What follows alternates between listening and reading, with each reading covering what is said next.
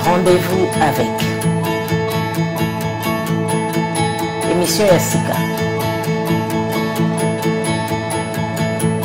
Concept Yassika. Rendez-vous avec les adultes. Rendez-vous nous allons chaque 2 semaines. Rendez-vous avec.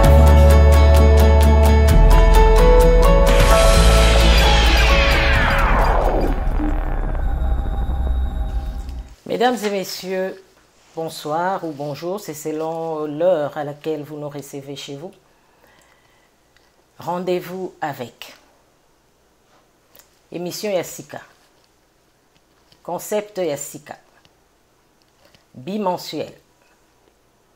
Production. Oyo désormais à partir de la ville Nabiso ya Champagne. Et ça émission moko ebandako leka 2 fois par mois, c'est-à-dire ma production et bando salema 2 fois par mois. Donc chaque 2 semaines, toko ça la production moko poto koka ko yambela bino batu o ya communauté congolaise ya Champagne. Ba o bazana iloko ya koloba, ba o bazana iloko ya kolakisa. Ezala côté politique, ezala côté social, ezala côté culturel. Rendez-vous avec, eza donc rendez-vous yo bo bando zanango chaque 2 semaines. To bando tikela bino production moko pendant 2 semaines, bo kokakolanda yango, bo s'imprégner nango, bo tala yango. Et pour na émission yo ya lelo, oyo toza ko banda pona bino, to yebisi bino eza émission Eza kosalima na Champagne, vous allez diffuser à partir de la ville de Champagne, dans l'État Illinois ou dans les États-Unis. Pour Nayango, tokoki jamais kobanda une émission sans recevoir pour vous président de la communauté congolaise de Champagne, Monsieur Pichou Mbongo. Azana biso na plateau yo Monsieur Pichou, bonsoir. Bonsoir maman. Et merci mingi na ndenge ondimi invitation na biso malgré l'occupation na yo ebele. Merci. Non, c'est avec joie. Merci beaucoup. Donc, Monsieur Pichou Mbongo, Aza donc d'abisso na pourquoi elle est là. Aza a onakati. Il y a États-Unis, pays la Champagne depuis 17 ans les là. Aza marié. Aza na formation, il y a technicien en électrico-computer. Aza businessman. Et bien sûr, président de la communauté congolaise à onakati à Champagne. Monsieur Pichou Mbongo, to bengi yo lelo ndenge to lobi parce que to bandi émission na biso na kati ya Champagne.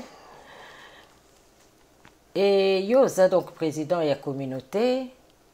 Et ça lokola une bénédiction pour nous de t'avoir sur ces plateaux pour une émission na biso. Effectivement. Yabisa biso nano communauté lelo na kati ya Champagne. Et ça répertorié, to za à peu près combien na kati ya communauté na biso? Nombre exact, merci tout d'abord de l'invitation à Bino.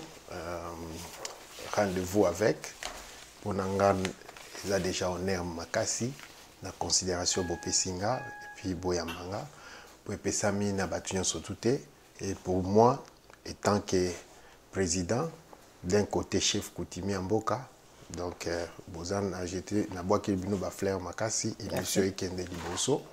Et amba batu bandenge belé zape kaka na ndenge moko message nanga nazai ko lancer toza besoin belema bato baza ba talent na bango balakisa ba talent na bango po epesa force na kati ya mboka na linga kaka likamba ko se décentraliser makambo ya mboka na biso. Bon pona ko kende na question na yo tozali il y a de cela au moins une année et demie, tous à peu près dans les 2000 Congolais. Mais pour l'instant, on a vu que le nombre de fois est mata. Tout comme Peko un peu réduit parce que bande que BLP bazako quitter ville à Champagne pour nous que la ville Moussoussou. Mais tous un processus moko au toujours une autre salle électorale et aux l'année prochaine. L'année prochaine c'est déjà pour demain dans un mois. Tokolukato ba nombre exact ya ba Congolais ou bazalia ou pe ba ozala impliqué na makambo yo biso tokosala pona développement ya katia ville na biso. Vous êtes président de la communauté. Comment est-ce que la communauté est organisée? Communauté congolaise à Wanakati à Champel. On a habité organisé dans quel sens, mais... Parce que le comité, je crois que vous avez pour encadrer la communauté. Effectivement. Mais pour encadrer, il faut quand même vous une organisation. Comment ça se passe? Organisation na biso ezali tout ça ba point oyo to sunga peuple makasi ezali nano ou liboso ce qui moto a commis par exemple sika il faut to ba place ko l'accès place bureau social sécurité ezali place DMV au basala ba identité pour s'identifier plutôt biloko anyo soto epi ko lukela mutu musala omoni mutu soka yesika belema liboso ya makasi ka ya ngwana nano après to ko tala ba point mususu mais to lança déjà message na numéro président za na site na biso o ezali ke soki mutu azali na difficulté ni à niveau nyonso tout abenga président. Comme ça, on verra comment est-ce que tu essaies de t'orienter. Bon, hélas, ils ont un batundambu ou respecter pour majorité les benga président, benga papa Coco, chargé de relations publiques pour encadrer bango. Et ça la manango, mais au bamonango te baibake tout ça coexister puis on fonctionne. Je n'entendais même pas parler à comité ni quoi que ce soit. Communauté congolaise mais organisation, il y a peut-être une année, nous avons eu un cas malheureux de deuil. Ndenayekoku Tanana Muto Azali, président et comité, l'actuel. Et puis on s'est arrêté à cette occasion-là pour cette réunion pour comment examiner le problème. Il y a deux Sewana. Et comme par hasard, tozaki na librairie, ngana yaki kotanga na librairie, comme sikoyo, tokutani ba invité ngana mais après président de la communauté congolaise, la communauté congolaise, moi ça me dit absolument rien. Pour nangai comité, il fallait zalaneti o tozo benga na computer port USB. Donc port USB ezali autobenga USB ezali autobenga communément flash disk. Donc il fallait mutuayer se connecter na comité na place wana. Tant se comité se connecter alors beaucoup qui siko collaborer mais le comité jusqu'à présent il ne joue pas apparemment ce rôle il y a port USB parce que port USB il fallait les universel yo mutuna mutifo ayana flash naie aya ko se connecter comme ça le comité qui va manager donc aux manager na sens français pour awaso lobby manager bazo zongo peut-être na sens il y a ndeto kende na ba warehouse et consort mais manager un bon manager c'est quelqu'un qui doit prendre l'information nezako ya na port USB à intégrer ango et puis abandi ko sali dans un au service de yemoko akoye banyon sauté mais port USB moko flash moko zo yela yeba information ya ko intégrer ango ako analyser en net computer et puis à trouver ango ba solution mais apparemment on dirait pour le moment oye oza flash disk au lingo se connecter oyebi d'abord même pas place ni ya ko chango oyebi ni était donc moyen à quoi avancer. Exact. Le rôle de la communauté ezali pour rassembler bateau tozala isika moko tozala moto moko et puis koyeba ba terrain na biso ezali nini et puis na bandeko oyo bazoya sika koyebisa bango comment bakoki ko s'adhérer na communauté américaine na koyeba ko s'intégrer na kati na mboka oyo soko okuti ndeko nonda ko lakisa yo comment ko s'intégrer na kati ya mboka oyo koyeba ba avantage no ndenge na utakolo bana yebandeli et puis tango boza na kati ya communauté il faut que il y a quand même une discipline il faut président zala organisation moko boye zala il faut comité acha bato à l'aise il faut luka que bato nyonso bazala kimia Donc, la fonction est belle. Il faut que la misala, il faut que nini bakovanda, il faut que la ressources nini bakokenango, so na bana, comment bana bakokota classe, comment il faut téléma son babilo kakolia, so kazana moyen te. Et si kanini to diriger pour zo babilo kakolia, na comité à président actuel na ebika yemoka. Le reste na ebi bangote. Du reste na koki ko diriger même na mo salanga na salaka, na zana bato mo susu o na dirigeaka parce que ou bien yé moko président na touché na lobby na ye. Donc ezana bato mususu ngai na lukaka na ba pasteur nga na touchaka pour information kende na communauté. Mais mutu auti par exemple potozo lobela makambo ya communauté na biso ya Congo, mutu auti Congo akomi na kati ya Champagne aza désorienté ayebi makambo te. Bien sûr bayambaka bango akokomela soit pas mutu et ainsi de suite. Mais mingi peut te poser la question balobi bayebite. Mususu alobi na sali 4 ans. Comité wana na yebi yango te. Mususu alobi na sali 10 ans. Makamalunga na comité na yebi yango te. Mais mutu auti Congo a commis. Numéro à président ezali peut-être site. Mais comment est-ce qu'il va faire pour na adjoint de président? À ta présidente, il y a un comité, il n'y a pas que le président. Effectivement. Il doit y avoir un bureau. Il faut que un bureau. Est-ce que l'information est allée que mutoyer qu'il faut un bureau, on a pas d'information sur mon intégration. Maman Françoise, tu as un bureau à la communauté et adresse n'angwezali. Au peu que la facilité pour na bandeko bazaki par exemple informé base d'information adresse n'angwezali 555 West University. Eza pembeni ya école moko wana na bosali na komonango mais 555 West University soki oye wana okokuta biso ou soit nazaka là msu na garage soki nga naza garage te naza kuna bureau. On peut toujours appeler ndela sa facilite biso tâche. Donc il y a téléphone eleki na ko conduire eleki na okimambango. Appeler on va vous servir. Okobenga nonga to kobenga papa koko kobenga bande konsu ba géri bazali bazana pona ko encadrer peuple. Nomoni problème sous ezali nini mama. Neti exemple autopsie andeko a sali 4 ans.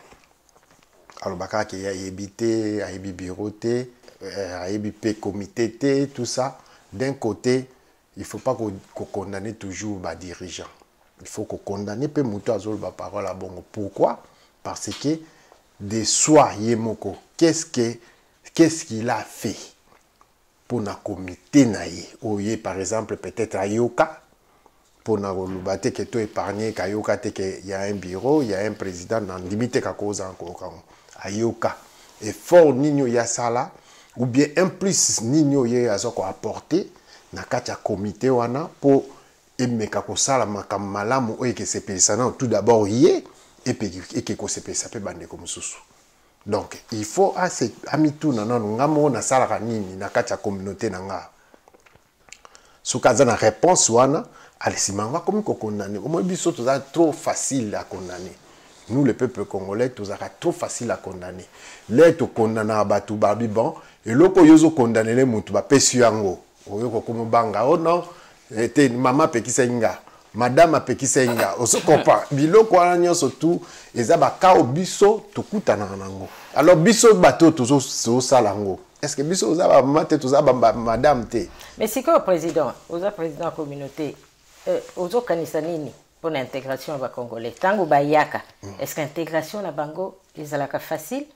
Est-ce que bo encadrer bango na intégration wana? Maman omoni intégration ezali facilité pour biso moko pe leto yaka biso kutu na tango wana leto yaka tozaka pena batu bazaka pe mingité. Intégration na biso ezaki vraiment difficile. So na bina kene na ba histoire ngola msu to kolia minute no mingi ya émission na yo mais pour dire kozala pena réaliste bandeko bazako se plaindre bae bango ke bango peneza ndie ke ba miel ni ba osopela bango. Na rozwaka exemple moko. Je vous dis moi président na ba neige boy j'ai travaillé na compagnie moko Placipac les soirs et puis na robimam na tongo na ke cours anglais na Parkland le matin na aussi ça cours na 11h des fois na ba cahier na ba livre kenda pour pongyo lalité ou ke kota classe livre biseke na school bag nanga biseke na pour nini dépasser na makam. Et puis na Mali Liboye, il y avait que 3 ou 4 voitures na kati ya ville mobimba ba congolais. Ceux qui bokoti bosisi musala sous 11h, il faut bobima mbang ba 15h pour bisi katala sous 16h. Au lalika à 2h, au yakoto yo vandi pendant 3h pour musala. Justement, ils n'ont pas si mingi mais bango lelo. Je pense qu'à Kobenga Françoise a voiture, Bakobenga Bakobenga bande kolanga mususu bazalia badadi, Bakomema bango ba voiture et combien ta 200 300. Mais raison de plus. Leur on a besoin qui que les raison de plus comité ils a installé pour l'encadrement et accompagnement. Il y a des Congolais au Baye. Effectivement. Parce que je crois que Binola Bokoma qui n'y avait pas de comité. Tant que comme il n'y avait pas de comité, mais comité peut y avoir. Mais c'est pas dit que comité ce que Zali. Mais c'est pour faciliter quand même. C'est ce qu'on est en train de faire. Parce que Bino Batu Bozali Boza ko gérer Bino Batu Boza le quoi socle moto yaye a komeli bino et ça le quoi l'abeille aye a telemi likolo ya fleur azumiel. Donc il faut bino ndebo guider batu pour baye ba ndenge nini ngana komi na mboko yo na kosala sinon rôle ya comité en ce moment là c'est quoi? Mère nanina le velo moko. Il faut y bango ko guider motu et ça rappelle volontaire motu. Toyoka artiste biso baloba ke moto alakisa nzela azakane liboso azaka toujours liboso. Bongo siko moto aza liboso yo linga za alakso nzela mais yo lingi yo moko za liboso ya za nasima. Et si mandeni. Donc problème toza nango toza ba expert rebelle, toza ba qui connaît tout rebelle. O pe bazo ko induire peuple en erreur. Bazo induire peuple en erreur makas.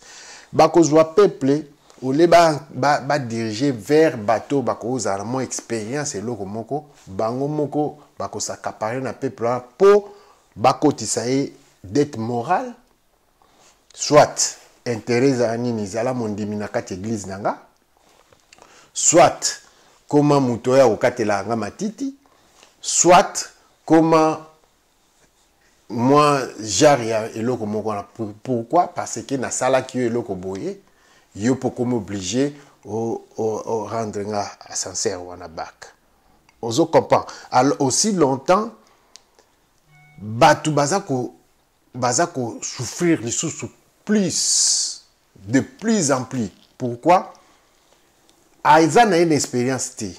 A Jui Bandeko par exemple baka immigration. Yé comme Aza par exemple bien pasteur. Non, venez, vous avez besoin de quoi? Oh, work permit pour la salle application. Application que vous savez, les années, il y a des agriculteurs. On a plus de 4-5 fois. Bon, intégration aux États-Unis, en tout cas, ce qu'il faut dire, c'est que d'abord, il y a une histoire. Même la plus belle intégration, il y a toujours une histoire. Il y a bien un malam. Pour ma part, l'intégration est plus ou moins facile parce que je qui rejoindre madame Nabana Nangai. Donc, Nazalaki déjà, moi, je peux dire un grand pas côté intégration. Mais malgré ça, la première difficulté d'intégration aux États-Unis qui est la langue, Ezali Petit Siko. Donc, la première difficulté est l'intégration et la langue. Le anglais est une barrière pour les né francophone. Donc, première barrière.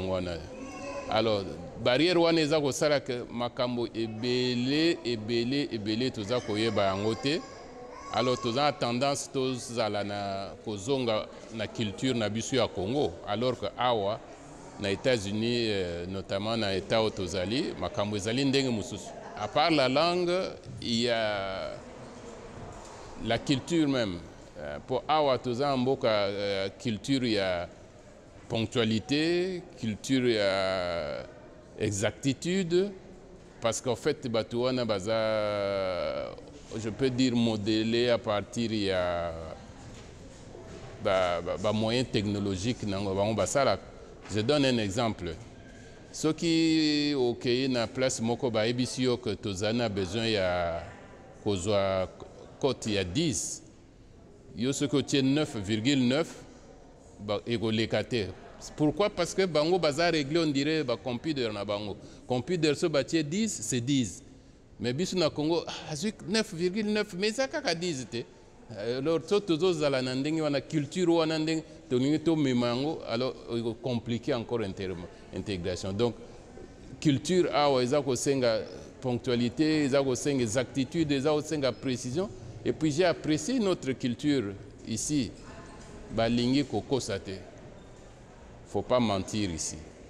Bako sakate a makambo yo koloba, il faut la vérité. Mais biso na Congo a buka e lokuta di. O buki mo lokuta muke oleki. Non, a wezandengo ate.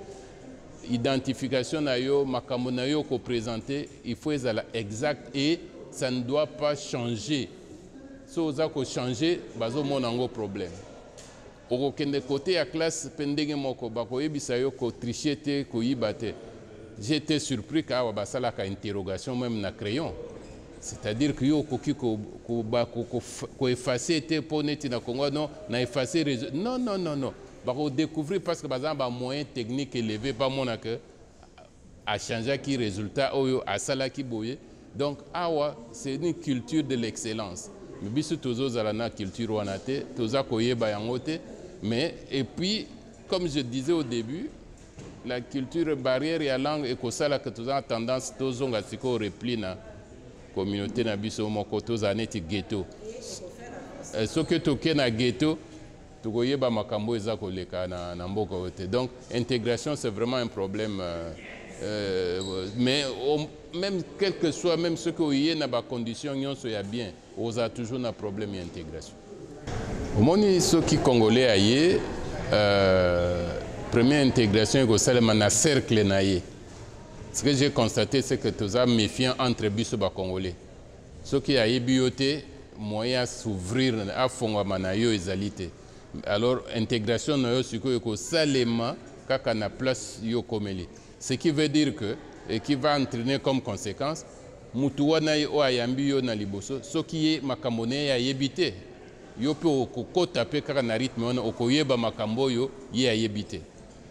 Ngai par exemple na yena bana ya mikete o ba okota high school école primaire high school.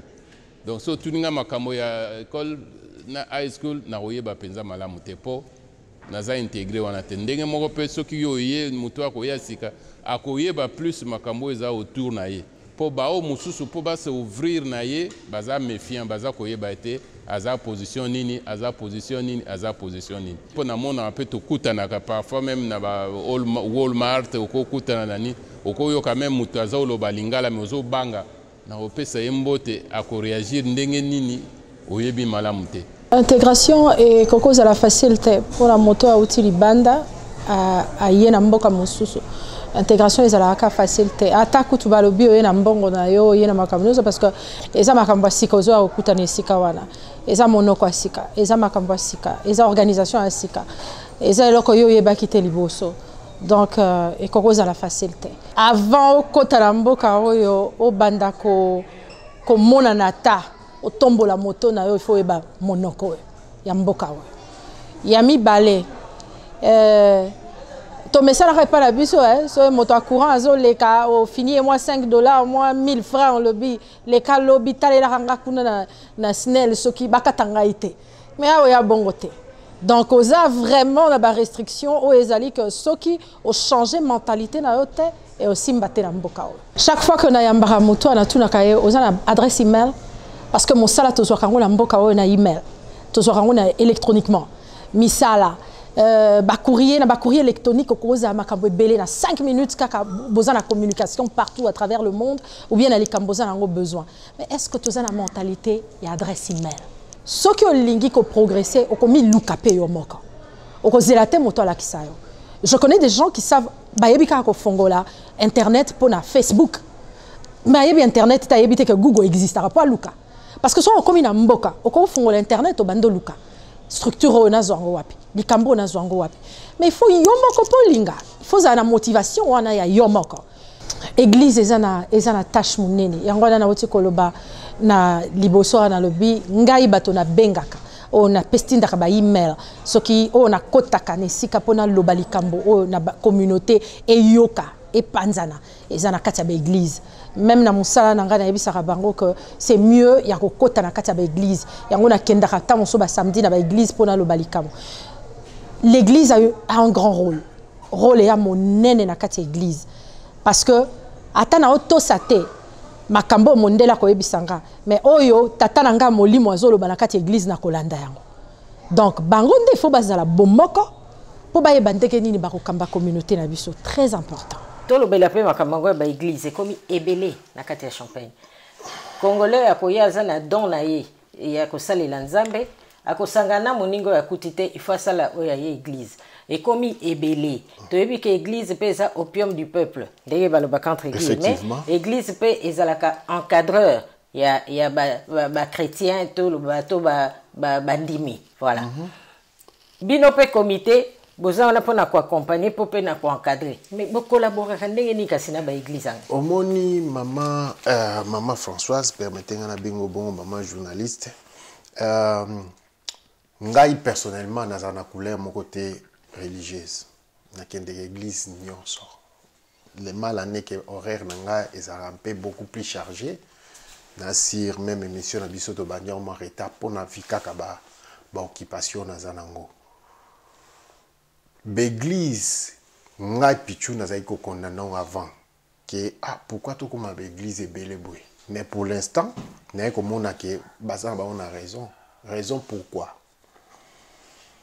Pour la plupart ya bango bazoya au bandeko bazali basa par exemple na expérience na bango religieuse tout ça bazan ba vision na bango déjà antérieure donc bazan nango déjà ba ebelo ni ba osala eloko ni pe balingi misusu bazan na vision na ye na côté religieux ezali que aza ko combattre ba démon mususu aza wana le mariage mususu aza wana lié ancien testament kaka so côté le makama nouveau testament bobebani discussion ko banda le loti lobby donc na ko mona ke belema na nyoso to solo bo sangisa bango des côtés et aussi mbakate donc mutu ndenga zo évoluer pour moi je trouve ça il y a aucun mal mais na yebi ke ba bisusu baza ba vision mais moko collaborer ka ndenge nini na bango bon ko collaborer obino nyonso bozo mema ba pate ko collaborer maman omoni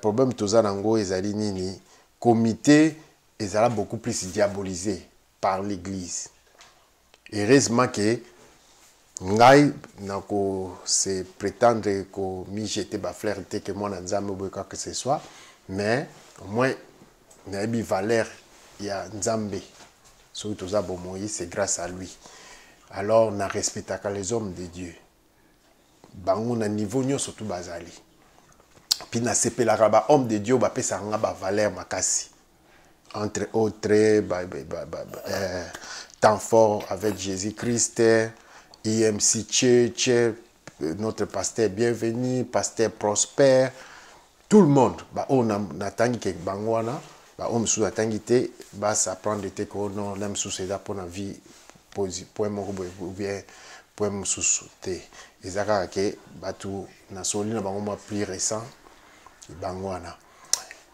na lingaka ke to collaborer ensemble parce que ba faiblesse et ambition à comité l'église peut à couvrir biso tout comme peut l'église les comités peuvent aussi couvrir l'église na ba point belé tozara mama kamlem susu mutazangi place akolala tozara ba kamsusu mutabeli liboma tozara ba makamsusu batu bakoti bakasho tozara mama kambu makasi omoni biso to travaka comme étant bible pe loboko à droite l'air épais gauche et batté mais ba o ba OK ko ça témoignage na bango ailleurs ba salango mais le mal en est que beaucoup plus ba témoignage ya mabe ndeza ko sonner beaucoup plus ya alarme mais wa malamu bazana bouche benji naza ko senga lisusu na bango lisusu na émission pour na sina le bon émission mususu babima baloba pe quand même bolamu oyo biro et sala pour na peuple na mboka ikoza malamu olobi quelque part que bas église ezalaka ko diaboliser mais aussi bo comprendre sikoyo yebi comment yo zana yo mwana nzambi. Mais président na kati ya communauté mbutu ebele maloba ebele baza koloba na CCP ba komi koloba yango likolo baza contre comité na yo lelo. Ba misusu personnellement contre gestion na yo ya comité. Depuis nga nakoma wa mama nakuta communauté ezalaki te parce que ce qui ezalaki il fallait que ba makambo ebele ezala ba to tokuta organisation ezalaki vraiment nde balobaka fondation vraiment ezalaki te. Alors à partir ngai soki na ye kokota na kati na communauté tango nga nazoki na salaki accident ya liboko le 25 mai 2007. Jeune fille moko batretanga na hôpital Car. Jeune fille moko oyo azali caissier oyo etali makambo ya caisse ya hôpital Car. Aya na ndako na lettre abi Clément Carle alingi ko assister yo parce que ba accident ya boyendengo ozui ezali ba accident moko ezwaka tant mingi po dossier nango ici là. Alors alobi toza prêt pour topé sur $30,000 en attendant o yeba ko futa ba bills ibanini mais communauté na bino est signé communauté ezalaki te maman ezalaki te mbongo wana nazwaki yango te balinga ko edengai parce que communauté ezalaki te vers 2008 oui nde yango wana to bayaka convoquer assemblée générale na assemblée générale wana et to telemaki bato balobi non to référé na communauté ya kala ya ba président Thomas Makabu biso tango to yeko kota balobi non bozongisa makambo nyonso na communauté ya liboso to yeko kota na assemblée générale wana balobi nani alinga koma moto ya relation publique ngana zana relation publique nani Thomas Makabu président et puis vice-président ezali papa Richard Bumba et puis deuxième vice-président ezalaki président Pichu Mbongo et alors na ba secrétaire ba Jean César Tedi Kapé bazalaki bato ebele bazalaki wana alors babandi maintenant ko travailler sur le statut pour tous la statut parce que ceux qui besoin na statut bosilisi statut à ce moment là ndeboke ko bimisa oyo babengi taxe exemple naibi ke ba kongola ka to kongola ka bambongo pour taxe exemple wana et taxe exemple yango nde babengi mokando bapesi bino donc tolo ba social sécurité na biso tolo ba social na biso ya communauté maintenant statut wana elobini soki président ya communauté azoko ko bengisa assemblée générale une fois ou deux fois par an te bozana droit ya kokot sa statut et ya kokot sa pétition pour na kolongola c'est ça bakendo tala ils en article je pense que 64 batala na statut au président Pichu azo kambabiso omoni na statut ane lobi boy ba congolais nyoso oyo ba vandi na kati ya Champagne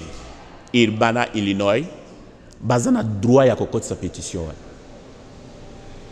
bazana droit ya kokota sa pétition batanga eza statut oyo bango bazo kambabiso président Pichu azo kambabiso batanga ngo malamu mais ngai kutu nazo senga mama Françoise nazo senga papa Cho son excellence et grand frère Nabiso na bato oyo président Pichu est-ce que président Pichu a kotataki papa Cho po alo babatoana bakoka ko préparer seni et puis ba sala ba amendement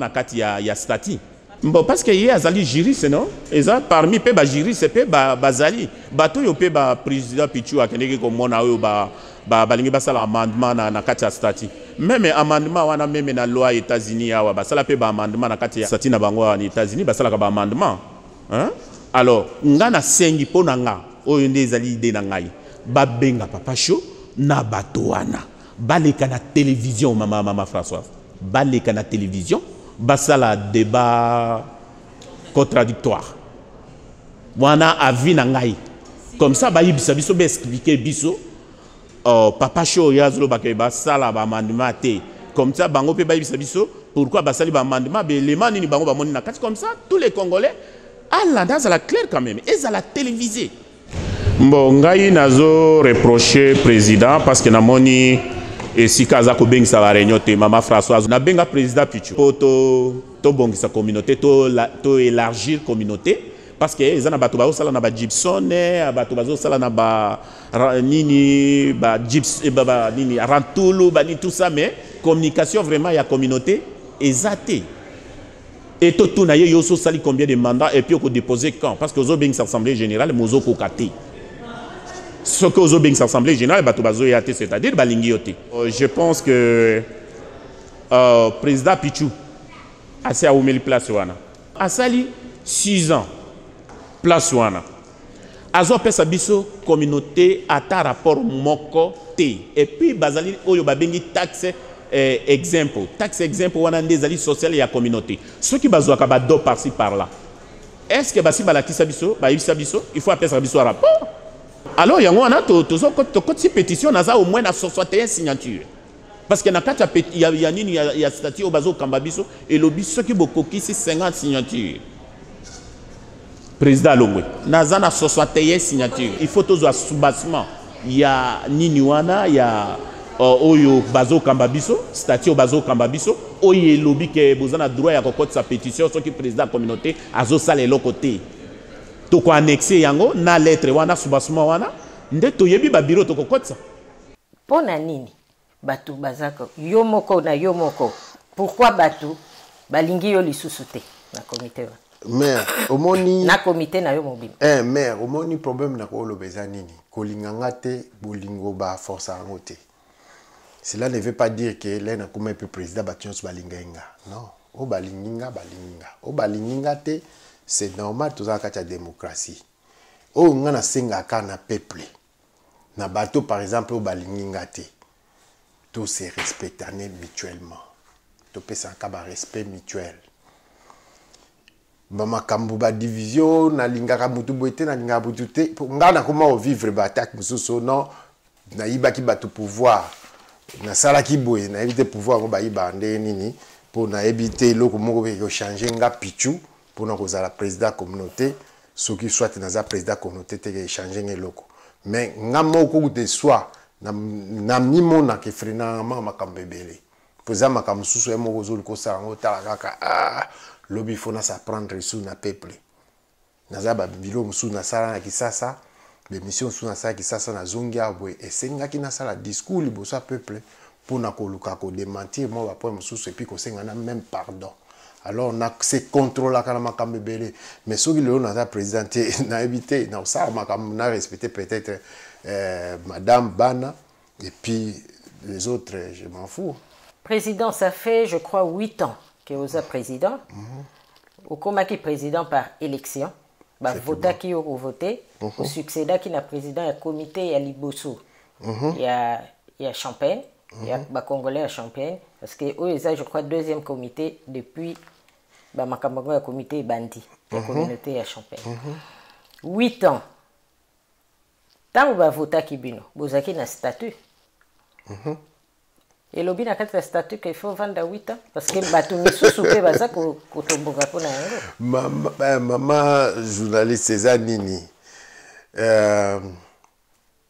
batu mboka te pour sokoza par exemple netinga ba votenga comme étant président na sali 2 ans nga to sali sa élection to bengi sa assemblée générale o ya kate ko condamner maninga te. Yangona siko petolo balisusu selon statut na biso que il y aura encore élection année prochaine.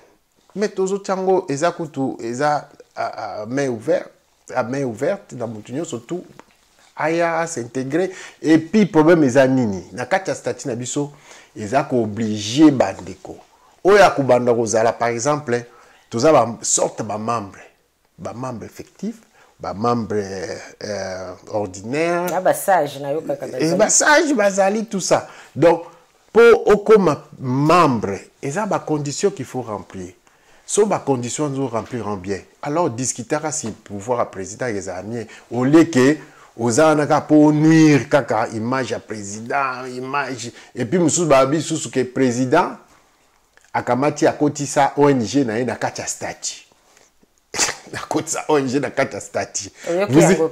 mais c'est ça mutakolo babilo ka bongo vous imaginez et puis l'air au lobasu que non on doit se respecter mutuellement oh non ngana banga non totosana toza mikolo toza na bana toza na basi.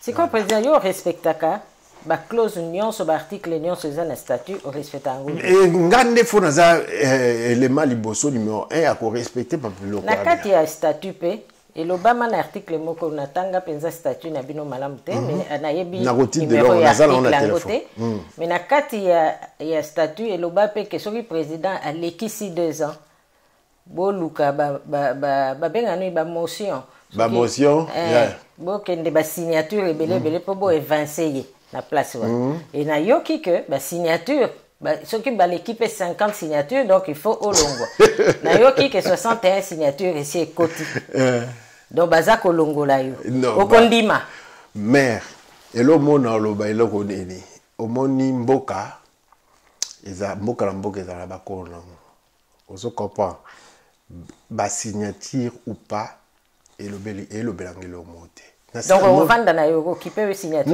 non moi je suis déjà d'un homme qui aime l'ordre. Quand il y a l'ordre, je suis là. Et quand il y a les désordres, je ne suis pas là.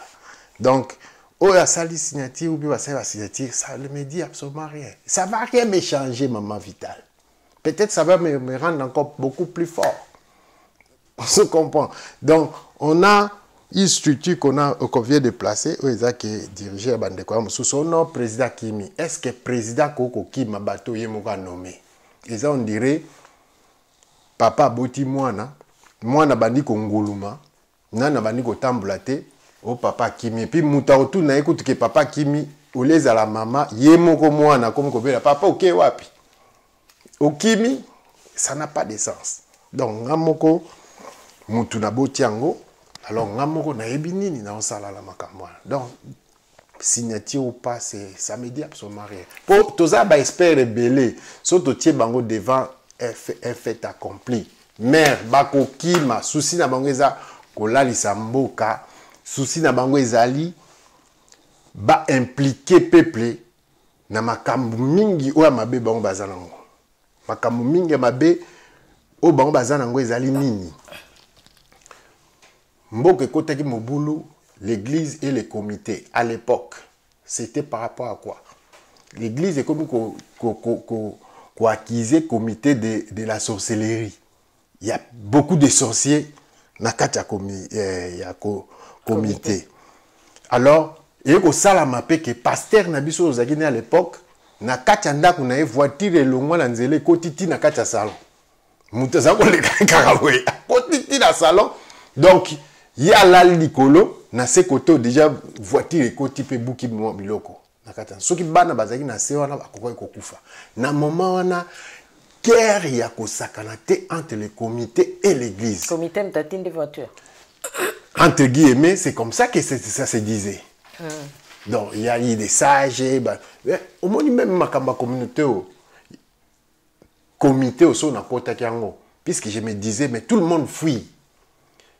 Il y a quoi au juste? Sorcier en âne. Bon, moi, je me mets debout, je prends l'affaire, et puis, tout faire face à sorcier. Mais depuis 8 ans, on a sorcier. On a demi-démon.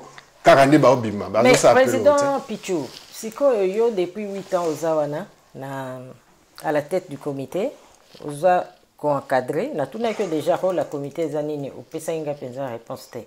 Au Pesanga tout à l'heure. Il y a pas de problème. Aux Awana, pourquoi comité il faut ezala na kati ya mboka? Ce comité zana mutu ya makasi, pourquoi batu? Il faut battre les bâtons dans les roues bakima parce que je crois que toute communauté ezala ya mboka nini il faut ezala quand même na comité moko yo kambaye pour ezala représenter na mboka wana azali pe akoka kozala na avantage ya makambo ebele. Pourquoi oya yo comité eza combattu et puis depuis 8 ans wana ozawana ba action concrète nini osali o faire avancer communauté liboso na okena o eza récent pour eza belé mais na okeka na moko eza récent. Et comme aux années modèle dans 4 États-Unis mobimba to sali système moko ke passeport et ça par exemple na 4 ville na biso Champagne les lots est comme États-Unis mobimba ba initiateur c'est nous ba na Champagne Et partout ils passent, ils le disent. Ça, c'est un des grands éléments OEP est comme bénéfique dans mon. Pourquoi? Parce que le président Zaki humble a approché l'ambassadeur, a béni ça n'a pas bon personnel pour l'intérêt peuple. Ça passeport. Tu vas bénéficier de peuple. Na kenda tina ba Washington na poussa ko poussa. Na matapé tina ba billet avion, c'était pas pour mon intérêt, mais c'était pour l'intérêt de mon peuple. Les lots et comment ba te bénéficier d'ango. Ça c'est un élément. Il y en a encore beaucoup. Mais na énuméré comme moko. Alors dès na tangi moko ana, so na bina kota misusu, il y en aura beaucoup. Tout ba système mususu na joie. Oui, puis babilo belé to créaka, ka biso mon peuple to bundisa. Maman Françoise, to salaka e belé. E belé o biso to salaka. Kaka biso mon peuple congolais to ya ko combattre kango. To sala makamba misala. Je m'excuse. Oye opesi mo caution na muke ba caution na musala. Mutakenda ko funda baninga poye ba caution qui était allez, babengi la police, baye bakoluka président tina kacha musala pour président zozwara mbongo. Donc jalousie ka ngeza akati na biso. Et là mon alina souligner pour oyo ezali rendez-vous avec nabi que déjà ta présence veut dire grand.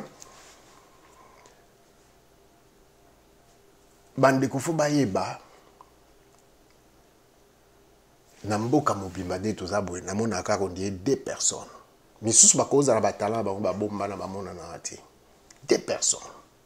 On a mona ki baza na connaissance côté immigration, baza na connaissance côté vie sociale ba congolais.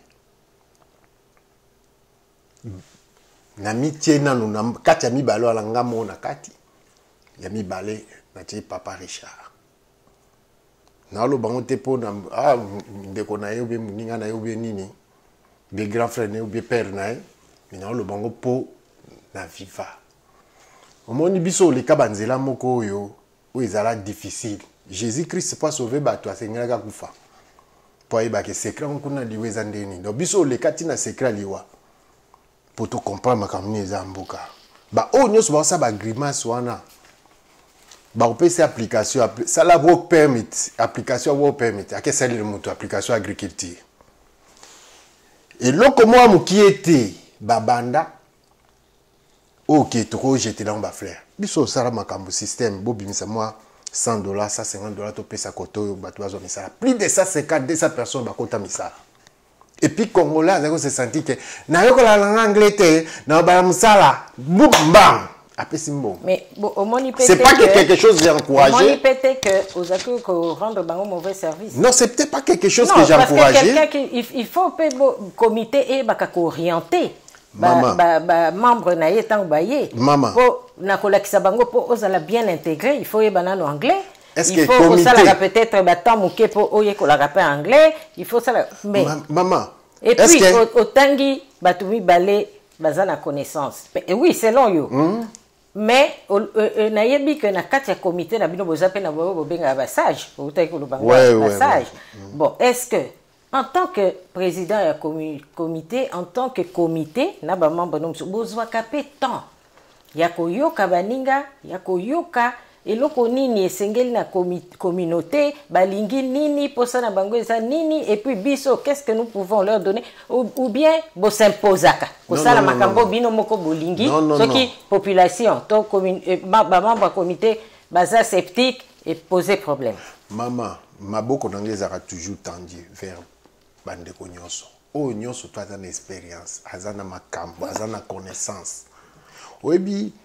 Un bon dirigeant, aza oya yo kaka, bato baza pembe na et c'est comme ça. Nganazali. Makambe belé o non sala lamboko. Et où ta karangate? Même makambe même misala wana.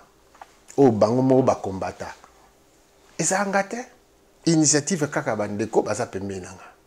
Même l'histoire des passeports où ils ont ça succès États-Unis mobimba. Ce n'est pas le président. Et ça n'a pas main noire derrière au bazo il paie sa président Ben, faux président, pourquoi ne pas faire ceci? Pourquoi ne pas faire ceci pour nous? Nous, c'est pour maman, surtout les mamans. Alors, les Européens, ça peut requête na bango, on a agir selon désir na bango. C'est comme ça qu'on doit marcher. Mais bandeko, mingi ba bima ono les signatures, les histoires, mingi na mo bango. Je m'excuse pour ça, mais c'est bon, pour ça la logique après. J'ai deux autres questions. D'abord, comité. Et tambola kaka boye. Ou bien vous avez quand même un moyen politique du point de vue finance. Bon, du point de vue finance, bandeko nous surtout engagé dans le comité, on cherche surtout à mon problème na biso ba réunion na biso net ngabo na kota réunion ya comité chaque jour, soit dans au téléphone, soit physique. Chaque jour je parle de la communauté, chaque jour sans exception. Chaque jour, le président c'est sa réunion, le président. Oui, c'est un autre maman Françoise. Les bisous de ça, il s'est réunion. Pas de réunion. Maman Françoise, pour ne pas vous interrompre, la réunion bisous de ça, il s'est la réunion sous à porte ouverte. Nanyaya. Et là, il faut retenir, diriger n'est pas facile. Bande kwana kaka, ceux qui n'ont kaka témoin. Nabi bon. Toujours les canaux médias na rendez-vous avec deux rendez-vous réunion les à la tel jour boya réunion un peu tout ça la boya au monde ba monde na terre au bazana sima na derrière que président balinga était président boy bazar na ba couleur politique oh c'est que moi je comprends bazar ba couleur na politique mais ils parviennent pas ya robimi sango puisque na mona ben site msuna ba site tout ça capic qui c'était capullis tout ça mais muto azamaele akotala mutu selo ba déclaration na déclaration nini mutu azo sala par rapport à iloko boy ngana incitara mutu mote kota na iloko na ngai pour ngana za boy non et sachez les iloko ba oluka wana je peux les donner aujourd'hui et ils ne feront rien. Non, leadership non, je vais... Parlons des élections. Des élections? Non, les élections, je ne serai même pas candidat. À moins que je sois intoxiqué, je suis comme candidat. Mais intoxiqué au commis. Oh, mais bon, jusque-là, commission électorale, les autres postuler. Combien de candidats jusqu'à faut bien ça les ala qui déjà mais mais bateau ba comment les ba émission pour dire ils a déjà bateau ngamo na nommé moko il y a à salisi bureau naé et puis on convoque le président s'est dit non je vais tout d'abord causer avec mon bureau faire une réunion et puis par rapport on va décider bon malobi yonde ozolingate parce que assemblée générale nani abengisa kango mais na koko Maman Françoise, n'a pas assemblée générale, mais on a dirigé banani. Nous avons se sentir fier pour nous battre balinga et puis battre vagalanga. Nous se sentir fier pour nous. Oh, monsieur Subalo, baza moi mukie bakoke signature. Mais ça la makele les belé batongo baza mukie. Mais quand c'était depuis na bandi ko bimasiko na comme ko répondre. Combien de makele ozo yoka. Problème ezaki nini? Les baza ko salaka ba campagne wana. Ngana libimaka na vidéo moko na lobi bandeko boyebi ke président salatelo ko moko pona yo bima na vidéo au défendre ta président til lelo mutu moko ta bimaka. Alors je me suis dit bon je prends katande na zo pouvoir je prends les trucs les affaires à la main à la main alors je me mets maintenant devant pour me défendre moi-même. Alors batba komo kokota na basambetu.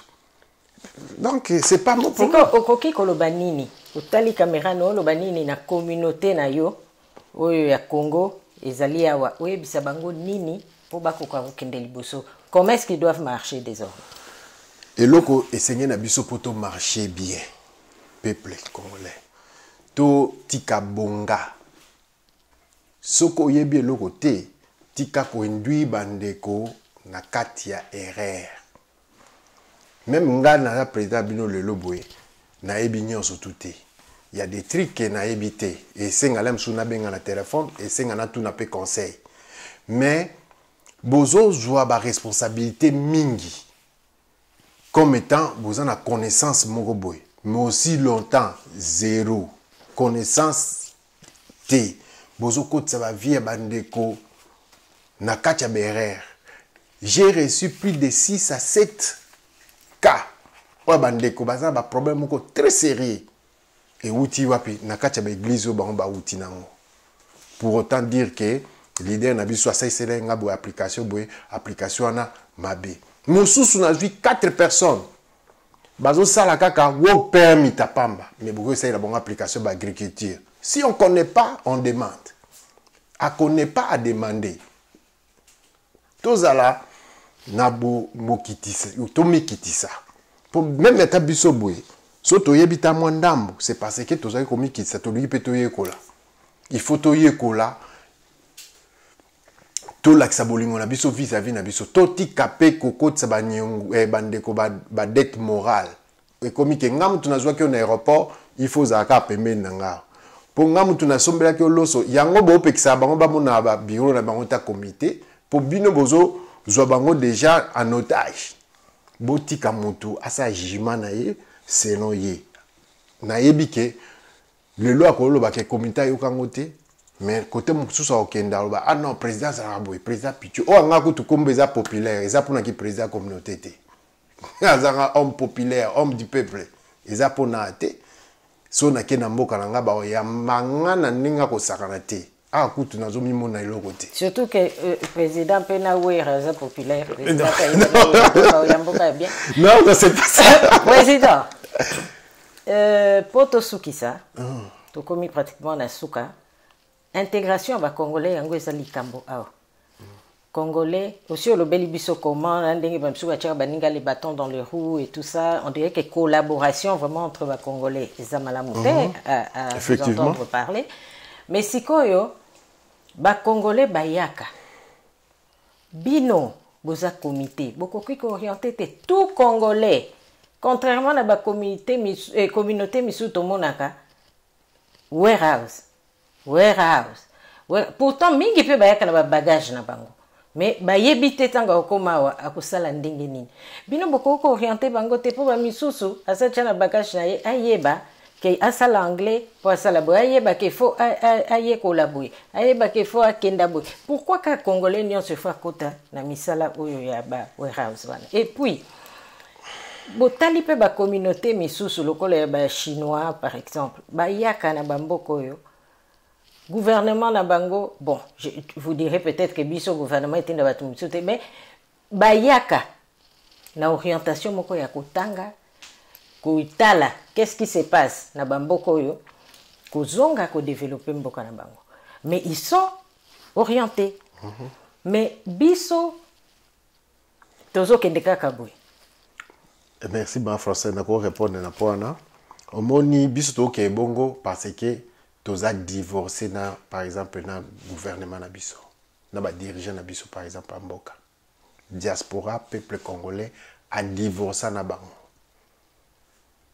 total avant sika comme to ke na élection biso bato toza moi courage à affronter mutu ata Obama ata Donald Trump na ko tuna na ko solane lokola mutu moko normal na na fourswana te to ko affronter o ya ko comme dirigeant na biso to kutana to solana e peut c'est que ba point na biso ba problème na biso eza boye poto e bango bien maman Françoise rapidement ba résultat ba problème otoza nango même na mboka biso même libanda ba reflect nango eza presque identique poto boya kama kambata na to monya on tenant peto qui était déjà soko yoki déjà que kombo ibandi la na da wa dadi nazaka na dadi moko koko na biso aliaka cousin nanga donc là oyo kaka dadi président ba dadi te okomo boya banka to boya na kaka pamba boya avant que to leka ba action mais ça entre autres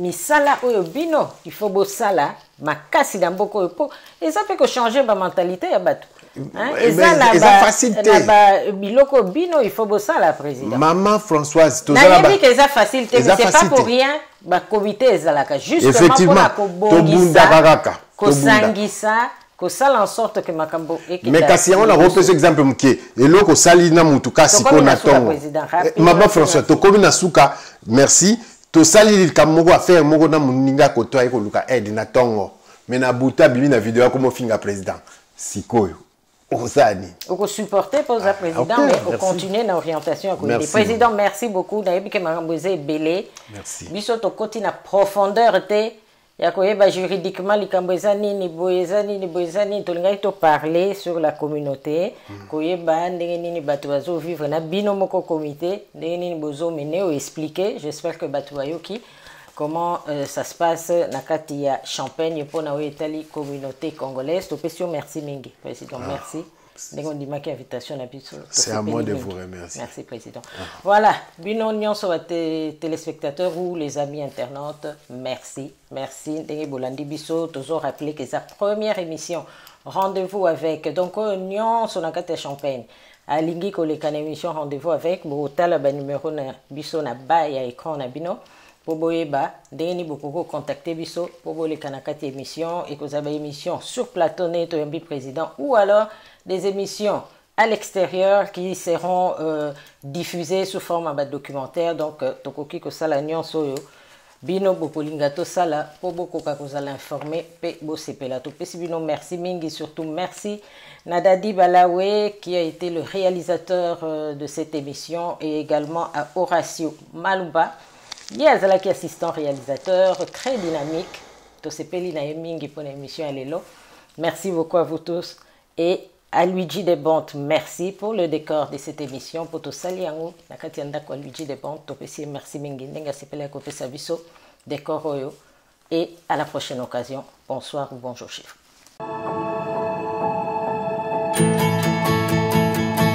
Rendez-vous avec